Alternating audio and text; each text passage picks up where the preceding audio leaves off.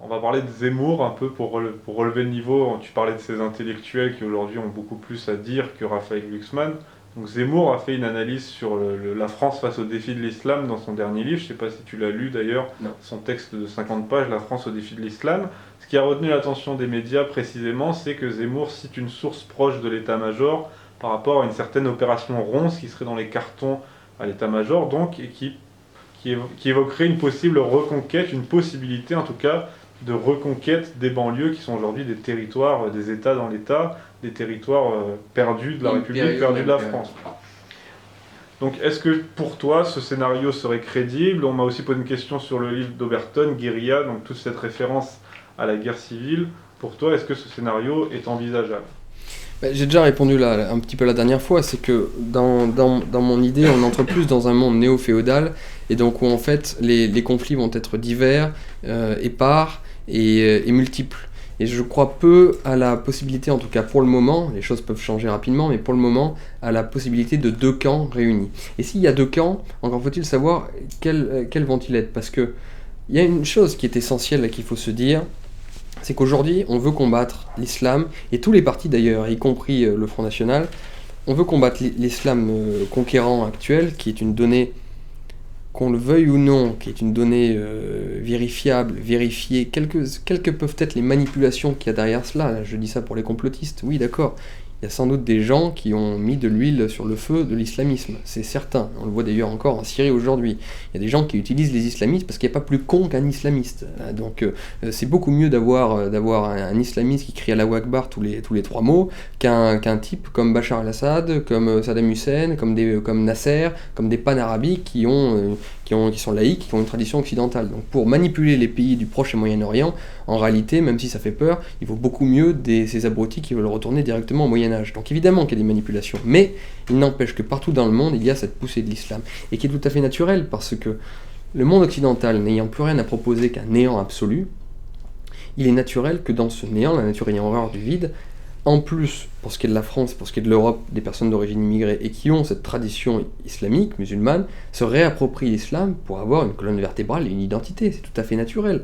Il n'y a plus que des cerveaux complètement vides qui peuvent se faire et se satisfaire d'un monde où on ne nous apprend plus rien et dont l'unique objet est de regarder Kim Kardashian, penser au string qu'on va mettre le lendemain, quelle meuf on va baiser, qu'est-ce qu'on va bouffer, au McDo ou pas au McDo. Enfin, voilà, le monde occidental a voulu être neutre par la République, par le libéralisme, et ben ok, il est neutre, mais ne vous étonnez pas que dans ce terrain neutre, il y ait des gens qui, eux, veulent récupérer une idéologie, une colonne vertébrale, une identité. Donc il est normal que l'islam repousse, et repousse si fortement, au sein de nos territoires, c'est tout à fait légitime. C'est tout à fait compréhensible.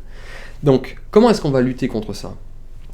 Et ça, c'est quand même une donnée qu'il va falloir également bien assimiler. C'est que on ne luttera pas contre l'islam en France avec la République. Aujourd'hui, l'angle d'attaque contre l'islamisme, c'est la République. Sauf que la République n'a plus de fond idéologique et de vitalité idéologique comme elle pouvait l'avoir au XIXe siècle. Plus personne ne croit aux valeurs de la République, d'ailleurs, plus personne même ne sait ce que c'est que les valeurs de la République. C'est des mantras qu'on nous sort aujourd'hui, mais la réalité c'est que tu en as déjà croisé toi des vrais républicains comme des hussards noirs de l'époque qui en font leur vraie religion, c'est-à-dire qu'ils sont kantiens d'un point de vue philosophique, parce qu'on sait qu'il faut lire les Déracinés de Barès pour comprendre ça, comment les vrais républicains qui ont transformé la France à l'époque étaient imprégnés de philosophie kantienne et tout. Tu reconnais beaucoup de gens comme ça, même les purs républicains que j'ai pu connaître chez Chevènement ou Front National, ils savent même pas qui est Kant, tu vois.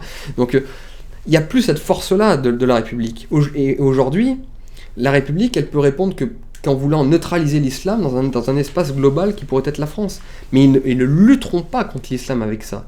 La seule façon de répondre à l'islam en France, c'est de ne pas combattre l'islam avec la République, mais avec la France.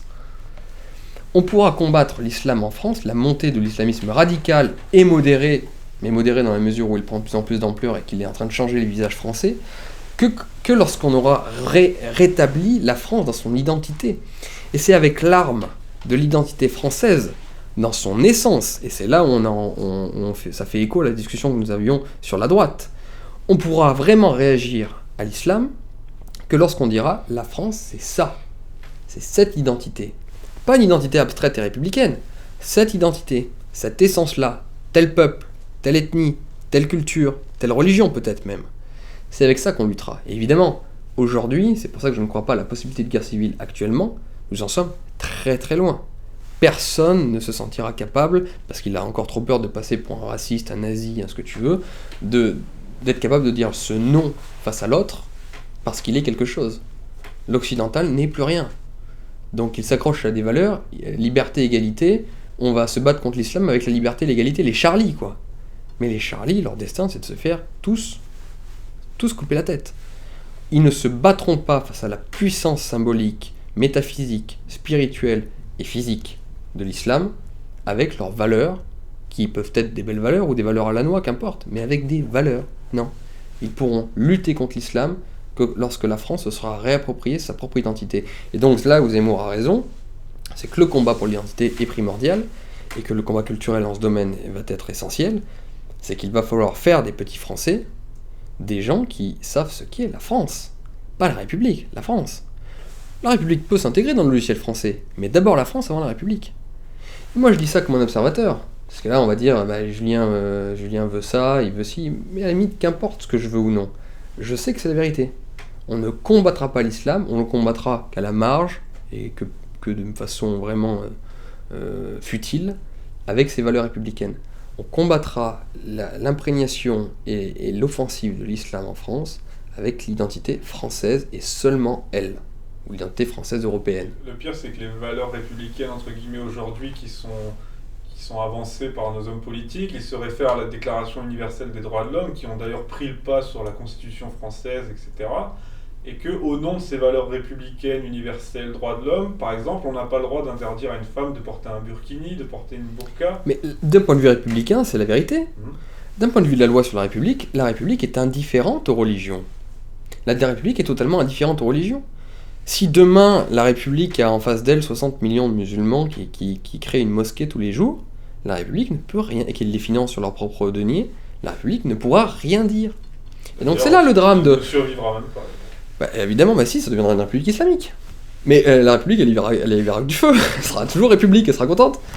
Mais voilà, ça va être un vrai travail à faire chez nous et dans le peuple français. Arriver à opérer ce changement dans nos mentalités et d'arriver à comprendre qu'on ne combattra pas l'islamisation de la France par la République, qui elle ne peut rien contre l'islamisation de la France. Elle peut contre les excès de l'islamisation de la France. Elle peut envoyer des policiers face à des extrémistes, oui, ça d'accord, parce qu'ils troublent l'ordre public. Mais l'islamisation de la France, la République, s'en contrecarre et ne peut dans son logiciel que s'en contrecarrer. C'est naturel chez elle, c'est normal, je l'en veux même pas, c'est son logiciel. Si on est contre l'islamisation de la France, il va falloir être français et ne parler que d'identité de la France, une identité charnelle et donc une essence. Et donc s'exposer à toutes les critiques des gauchistes, à savoir racistes, nazis, sectaires, intolérants, et tout ce que tu veux. Mais on ne pourra pas en démordre, on ne pourra pas faire sans. Et c'est ce que dit Régis Debray dans un récent entretien au Figaro Vox, c'est que pour lui, l'islamisme, les problèmes que nous connaissons actuellement avec l'islamisme, est justement une opportunité, ou en tout cas peut être une opportunité pour nous de redéfinir ce que nous sommes. Ça, tu sais, c'est une logique, je vais même aller beaucoup plus loin que Debray. Alors ça, vraiment, ça va faire... c'est un peu tiré par les cheveux, mais c'est intéressant, je trouve. On pourrait considérer même que l'immigration en Europe va permettre de perpétuer l'histoire. Parce qu'en fait, après la Seconde Guerre mondiale, et avec l'apparition de la bombe atomique, normalement, et puis la modernité, la technologie, normalement, nous devions entrer dans des sociétés dénuées de toute violence. Et la violence accouche de l'histoire, comme on le sait. Et donc, en fait, nous aurions dû être, sans immigrés, que des personnes, des Européens grabataires, population très vieille, vivre dans le luxe et la ouate, dans une tranquillité proche de la mort, sans guerre, sans rien, et une civilisation qui allait disparaître et mourir comme ça. Et finalement, on pourrait estimer que l'apparition de l'immigration dans nos vieilles nations européennes, c'est précisément ce qui va être les aiguillons pour pousser au cul les jeunes Européens, les jeunes Français, pour leur dire « Oh les gars, vous êtes encore quelque chose, et il y a encore des choses à faire dans l'histoire. » C'est une théorie qui est un peu poussée, mais réfléchissez à ça. S'il n'y avait pas eu l'immigration, nous serions dans une ouate complète. On se serait endormi, quoi. On dormirait complètement. Ce qui réveille aujourd'hui nos petits jeunes, c'est le fait de se faire casser la gueule à la récré par des populations d'origine immigrée.